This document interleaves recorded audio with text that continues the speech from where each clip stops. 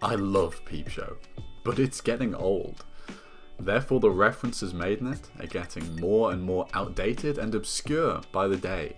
So join me as we go through every single reference in Peep Show. Today you join me for Series 1, Episode 1, Warring Factions.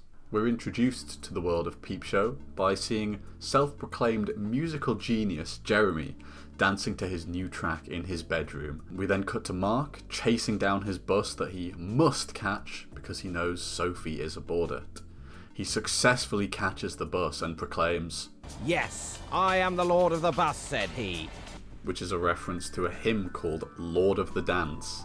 This hymn contains the lyrics, "I am the Lord of the Dance," said he. I would hazard a guess that almost every schoolchild in Britain sang this hymn at one point in assembly halls. I certainly know that I did. Mark has an awkward conversation with Sophie on this bus and eventually gets off when he gets home. Outside his flat, he is accosted by a group of children who accuse him of some rather unsavoury things. Having escaped the wrath of some small children, Mark settles home and we hear the internal monologue. Those kids have no idea whatsoever of what went on at Stalingrad. Although I can in no way compare my struggle reading it with that of the Red Army, it has been a very big read. The struggles of the Red Army that Mark is referring to seems an understatement if you ask me. He's talking about the Battle of Stalingrad in 1942 and 43, towards the end of the Second World War, when the Red Army defended Stalingrad from the invading German forces. It's considered one of the bloodiest battles of World War II, so definitely isn't quite as bad as Mark having to read a slightly large book. Jeremy then comes in and joins Mark on the sofa, proclaiming, "Whoa, I'm telling you, now I know how what's-his-name felt when he'd finished the Mona Lisa. Knackered." That would be Leonardo da Vinci, Jeremy. The painter, not the Ninja Turtle. We then see Mark and Tony, who are having an awkward conversation, to say the least. In order to try and make some conversation, Mark asks, "Do you like Blackadder? I got the Blackadder set for Christmas." No, Sure, forget it. Blackadder was a British comedy programme starring Rowan Atkinson. You know, the guy who played Mr. Bean. Each series of Blackadder was set in a different historical time period. It's actually pretty good. I would recommend you watch it if you haven't already. In order to have even more fun with Tony, Mark decides to play Jeremy's newest track he's just made. It contains some outrageous lyrics and some interesting vocals from Jeremy. Unbeknownst to Mark, Jeremy's entering the flat as this is going on. We hear the following internal thoughts from Jeremy. "This Grammy goes out to my homeboys in Compton, the Japanese people who mean so much to me. Hey, Mark's playing my track." Although Croydon and Compton sound kind of similar, they're about 5,500 miles apart. That's 8,700 kilometers for those of you that way inclined. So it's quite unlikely that Jeremy has any homeboys in Compton. This is, instead, probably just a vague reference to the album Straight Outta Compton by NWA. Jeremy probably thinks the gangster rap vibe of that group is cool, and so is trying to emulate it in his own little way. There's also no real reason for Jeremy to be shouting out the Japanese people. This is maybe just an example of his grandiose visions and self-delusion. After this event, Mark has a moment of self-reflection, wondering why he humiliated his best friend just to impress a woman. Mark makes two pretty obscure references here. The first one being, Why didn't we just play Othello? and the second one being, Just buckle down, do your time like Leslie Grantham. you might know the name Othello from the Shakespeare play, but this isn't what Mark's referring to. He's referring to a strategy board game played on a grid and with little plastic tiles. The aim of the game is to make your opponent's discs the same colour as your discs, by placing one of your discs on either side of your opponent's. It sounds a little complicated, but it's actually very simple when you get the hang of it. I remember playing basically the same thing on Super Mario Bros. For Nintendo DS, but with little bomb-oms instead of plastic discs. The Leslie Grantham reference is a much darker one from Mark. Leslie Grantham was a British actor, best known for his role in EastEnders. There are two things Mark may be referring to here. One may be the fact that Grantham is a convicted murderer. The other might be the fact that Grantham was encouraged to do some unsavoury things on a webcam by a Sunday newspaper. Regardless of which one it is, it's a pretty morbid reference from Mark. Jeremy then comes into the kitchen, and Mark tries to make amends by telling him the great things he's bought for them. Dune on DVD, Bakewell slices, gin, and Sarah Lee. Quality little selection if you ask me. I've certainly had worse Friday nights. Dune is a 1984 film based on a book from 1965, obviously not the modern one, featuring Zendaya. Bakewell slices are a version of the British Bakewell tart, which is a delicious little cake made of jam, almonds and frangipani. Listen, they're delicious. It doesn't matter what they're made of. Sara Lee was an American company, best known for their frozen cake desserts. Apparently they still exist, but I genuinely have never come across them here in the UK. After this, we see Jeremy go to the pub and meet his friend Superhands. He tells Superhands about the betrayal that has happened to him. Superhands refers to Mark as Mr. fucking ocean colour pants. This is a bit of a strange one to me. I think what Hans is referring to is a band called Ocean Colour Scene. Although, to be honest, I'm not sure why Hans would compare Mark to this band. They're a British rock band which could probably be described as indie, which is a similar sort of vibe that Hans and Jeremy seem to be going for. This almost feels like more of a compliment. Maybe I've misunderstood this one. Let me know what you think. Superhands' assessment of how Jeremy should react to what Mark did is the following. You gotta get some Rewenge. He broke omerta. Omerta is an easy one. It's a code word for honour, stereotypically used by Italian mafia type people. But Rewenge? Where have I heard that before? Remember earlier in this video when I made a reference to Blackadder? Here, Hans is quoting the final episode of the second series of Blackadder, as you can see in the following. I shall return and freak my Rewenge! How delightfully niche. 2 Blackadder references in one episode. Hans continues with the following tirade, both about Mark and the music industry in general. Sitting behind their big marble desks, ties done up to 11, clicking their fingers to the fucking Lighthouse family. Up to 11 is a reference to a 1984 film called This Is Spinal Tap. It's a film about musicians and features a scene where one of the characters turns an amp up to 11 rather than the regular 10. By saying Mark has his tie done up to 11, Hans is suggesting that he's mega formal and mega straight edge.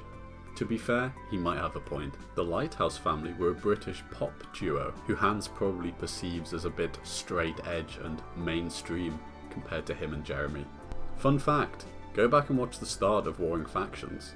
The song Mark is listening to when he's running for the bus, you guessed it, it's Ocean Drive by the Lighthouse family. Once again, maybe Hans has a point here. We then cut back to Mark who is walking home, and we hear this iconic insult thrown at him by a small child. Hey look, it's clean shirt! The joke here is simply that it's a nonsense insult thrown at Mark by a small child. He should just brush it aside, and yet it clearly bothers him. Mark protests by saying, You know, I'm not the borough. boroughs are part of the local government in the UK. Mark is saying that it's not his responsibility to provide them things to do, and that they should just leave him alone. Unfortunately for Mark, this clearly doesn't resonate with his young assaulters, who then decide to kick him in the bottom. Later, after Mark and Jeremy have had an argument, Mark internally assesses his chances with Tony versus Jeremy's chances with Tony with the following comparison. The longbow beats the crossbow, my idiotic friend. Although they're quite different, Mark is probably right. Longbows are more accurate, they're quicker to reload, and they can fire over further distances compared to a crossbow. Mark probably perceives longbows to be a more sleek and intelligent weapon compared to a crossbow, hence comparing himself to one. Later, we see Mark and Jeremy go around to Tony's for a party. After welcoming them in, Tony comes out with the following relatively unhinged line. I tell you, you find out who your real friends are when you set fire to Hampton Court Maze because you can't take any more of your husband's shit. Hampton Court Maze is, you guessed it, a maze on the grounds of Hampton Court Palace in London. Hampton Court is an important historical site and a major tourist attraction. If someone were to set fire to the maze, it would be pretty big news. As everyone is getting ready to play a guessing game, Jeremy writes something amusing on his piece of paper and has the following thought. Very Iggy. Jeremy is referring to Iggy Pop, a musician who is known for being very, very punk. This is another example of the unrealistic way that Jeremy perceives himself. We then see both characters playing the guessing game. Let's start with Mark. Tony has Mark's person on her forehead and she's trying to guess it. She does get the right answer, but via an unusual method. I give up. No, don't. Go on, just one. This one's mine. Tim Henman? Yeah, how did you... Tim Henman is a now retired British tennis player who was still playing at the time of this episode.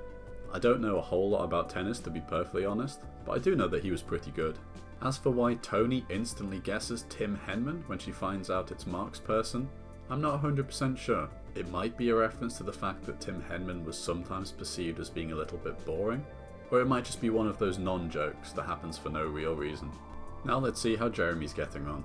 Turns out I was just someone's secretary. The Home Secretary, Jeremy, you're the Home Secretary. The Home Secretary is an important role in British politics, and at the time it was a Labour politician called David Blunkett. It's pretty in keeping with Jeremy's character that not only does he not know who the Home Secretary is, but he hasn't even heard of the role at all. After informing an old lady that she is not Jamie Oliver, Jeremy leaves with Tony's sister, leaving Mark alone with Tony. Tony shuts down one of Jeremy's lies by telling Mark about how they watched, That was The English Patient. which is a 1996 romance film, and quite a long way away from what Jeremy was claiming they watched. Mark tries to impress Tony by doing a beautiful little speech about the Battle of Stalingrad. I told you it would come up again.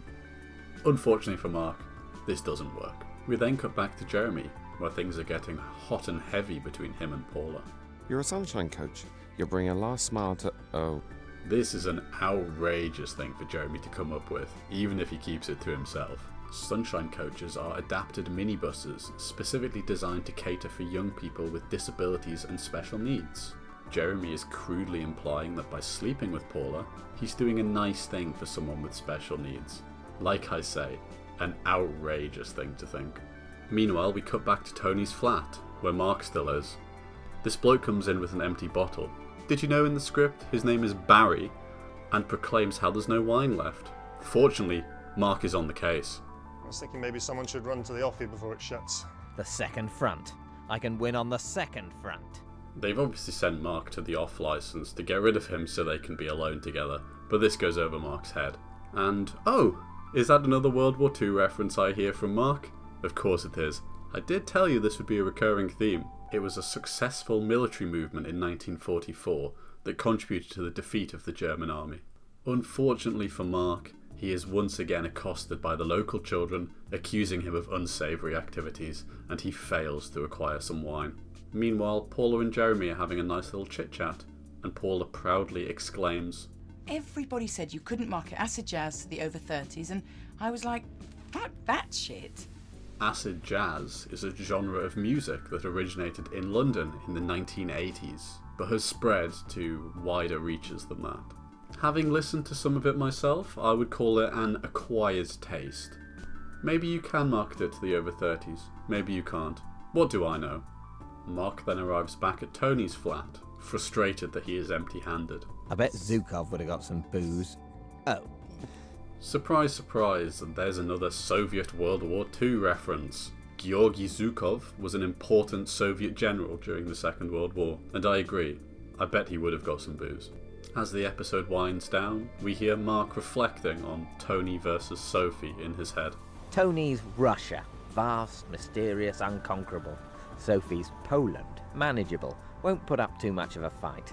Again, this is a reference to World War II. Thank you, Mark. This is maybe the 35th one this episode. Specifically, it's a reflection on Germany's actions during the Second World War. They were able to conquer Poland, but were never able to do so with Russia. Warring Factions then of course ends with the iconic scene of Mark chasing his young friends with a metal pipe. Thank you so much for joining me for this look at all the references in Warring Factions. If you enjoyed, please like and subscribe and leave a comment. I'd love to hear if you agree or disagree with me on anything I've said in this video. See you next time!